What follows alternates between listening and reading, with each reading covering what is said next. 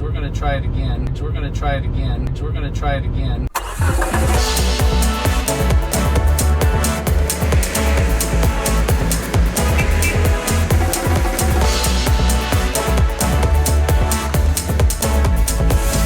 So when we get in here, we're going to discuss under driving, actually under navigation, nope, autopilot, customize, there we go, speed-based lane changes. There seems to be a lot of confusion in this and watching other videos on exactly how this works and how it can help you in your driving. A lot of people think it's the aggressiveness in which she changes lanes. So I like to go at 2 on the highway with little traffic. When you're on here, let's just talk about this for a second. Your car distance is set at 1. We found that to be about 3 car lengths of space on the highway. Now, obviously, the faster you go, the greater that distance will get, but for the most part, we found that to be about 3. When you switch to 2, that seems to be about 4 car lengths. 3 would be about 5 car lengths, and so on, in your separation distance from the car in front of you. So I like to go at 2. 2 seems to give us a good space. If you're in rush hour or heavier traffic, 1 might be better for you, because that'll bring you closer to the car in front of you, and there are less opportunities for the selfish drivers to cut in front of you and take that gap. They think, you know, you're leaving that space just for them, and rather than leaving that space so if this guy slams on his brakes, I have enough time to respond and to put the brakes on. So 1, about 3 car lengths, 2, 4 car lengths, 3, 5 car lengths, and so forth.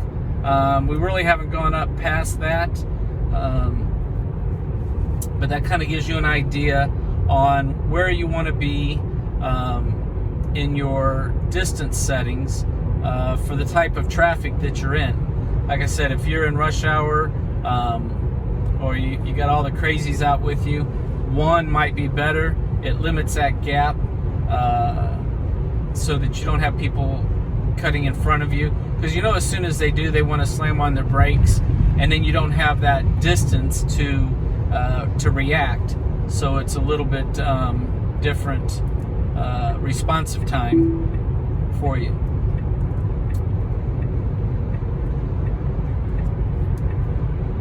So hopefully we're going through this town here, and once we get the other side, we should be able to do some experiments with the different settings and be able to show you how they affect your driving and your comfort level of driving.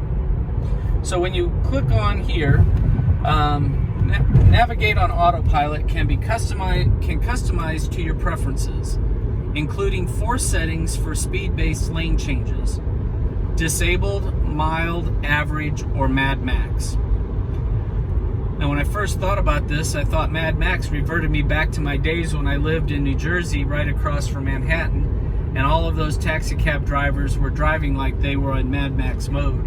And you had to drive just as aggressively in order to keep yourself alive. But not quite the case with this. So let's let her, she's trying to change lanes. There she goes.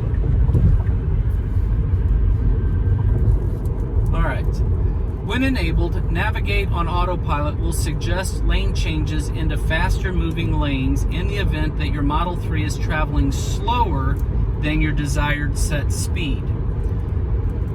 So what this will do is this looks at what you have your cruise control set for and how fast you're actually going when you're following behind someone and there's a lane to change into. Mad Max basically does not let you slow down at all. So if you're doing 70 and it detects that car is going to slow down, it's going to initiate the change. It won't initiate the change or the speed in which you change the lanes. The same degree of angle and the same speed will be there. But what it does is it says, how slow do you want to slow down before she forces a lane change? So in Mad Max, and you're going to see here, when we go here to Mad Max, if we're going 70, 69 at the most, she's ready to change lanes.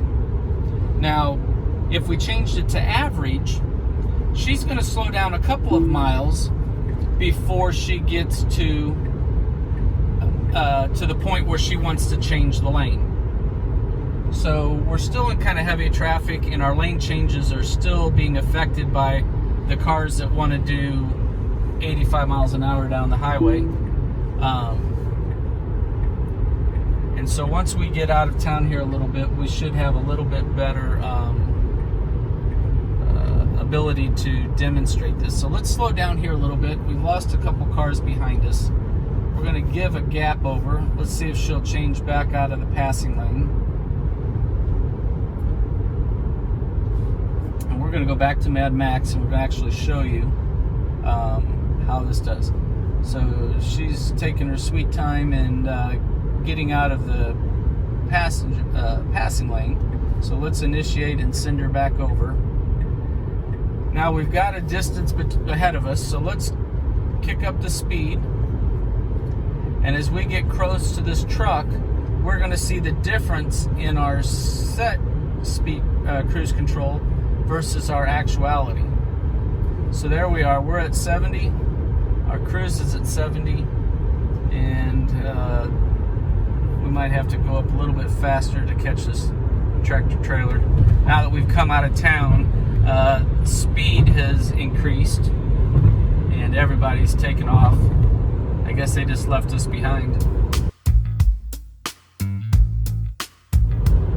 And so, but she doesn't necessarily, in Mad Max, is going to wait until we get to 4 car lengths behind that truck before she's going to want to change lanes.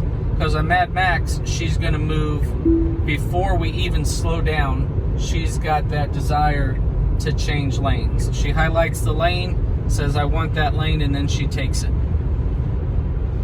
So that's how Mad Max works. Mad Max says, okay, we're approaching her, we're going to change lanes right away before we even slow down. 75, and now we're on average. So now we'll see how she'll slow down. So she really didn't catch the 75, but 74, there's 75. So now we'll see how slow she'll go down before she initiates the change.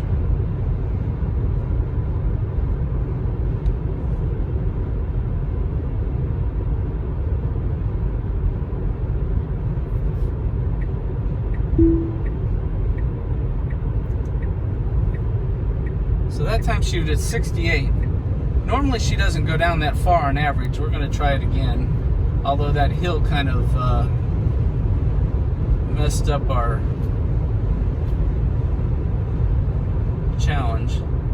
This truck driver is probably thinking we're crazy. So let's move her back over.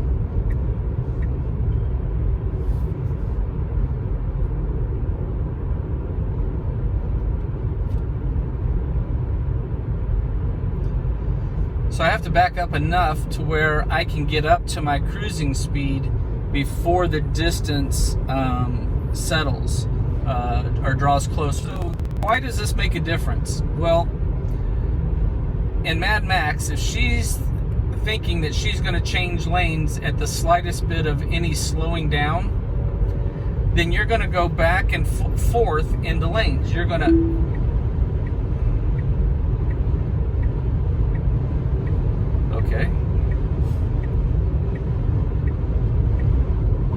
You're going to go back and forth between lane changes more frequently than if you're willing to let her slow down a little bit and stay in the same lane.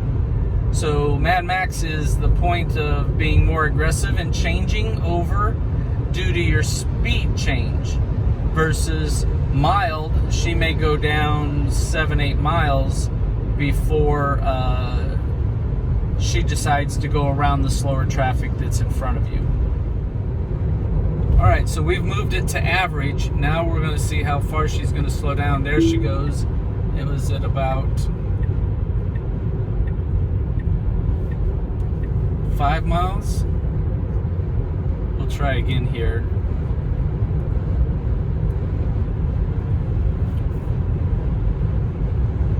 One thing I've noticed is her aggressiveness to get out of the passing lane does not change. Once she gets past that car, then she'll change, but this truck is close enough to us now that she's not going to get out of it. So let's back down a little bit.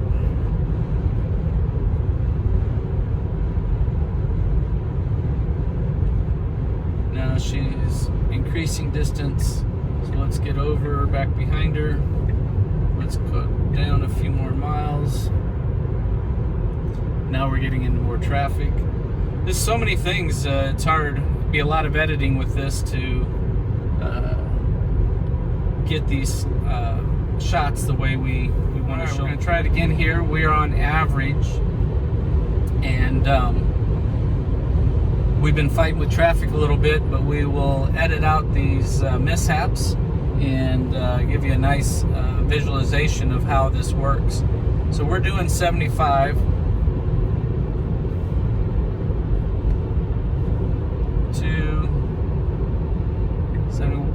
So 71, so she was about 4 miles down from our set cruise before she initiated the change to get over. And that's what we found in our practice and preparation for making this video, was it was about 3 or 4 miles down on average, versus Mad Max was giving us 0 to 1 mile decrease before she was initiating a lane change, keeping in mind that there was no other cars or traffic around us when we were practicing. All right, so we are on the mild setting now, and we're still got our cruise control set at 75. This one should take us down 6-7 miles before she wants to change lanes. So hopefully this truck will play nice and be consistent in speed, and give us a good opportunity to see how much she'll slow down before she changes lanes on the mild setting.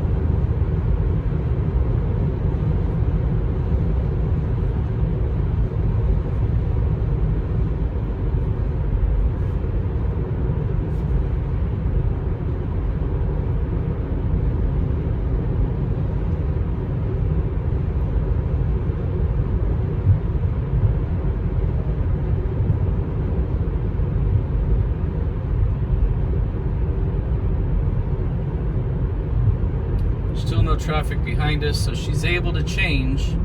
There's 10 miles, 11. She's sensing that the truck is speeding up, and there she goes. About 10 miles is what we found to be an average for changing on the mild setting. And so that would help you if you're not wanting to change lanes back and forth to go around slower traffic.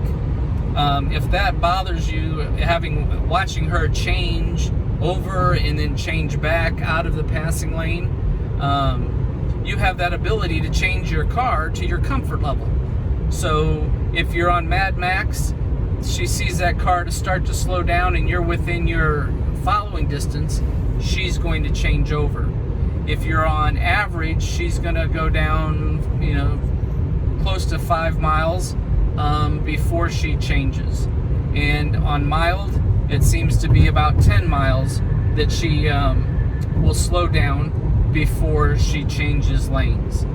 So depends on your aggressiveness. On your wide open highways like this, Mad Max would be better. It would keep you from slowing down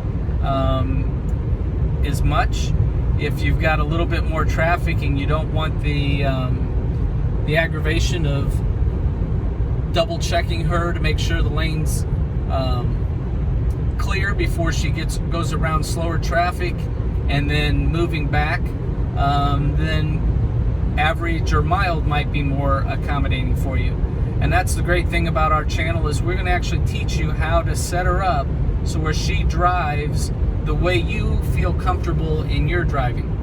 Because even when I'm on Navigate on autopilot, my ears have tuned to her tones, and she talks to me and tells me what's going on. But she's chiming when she wants to change lanes.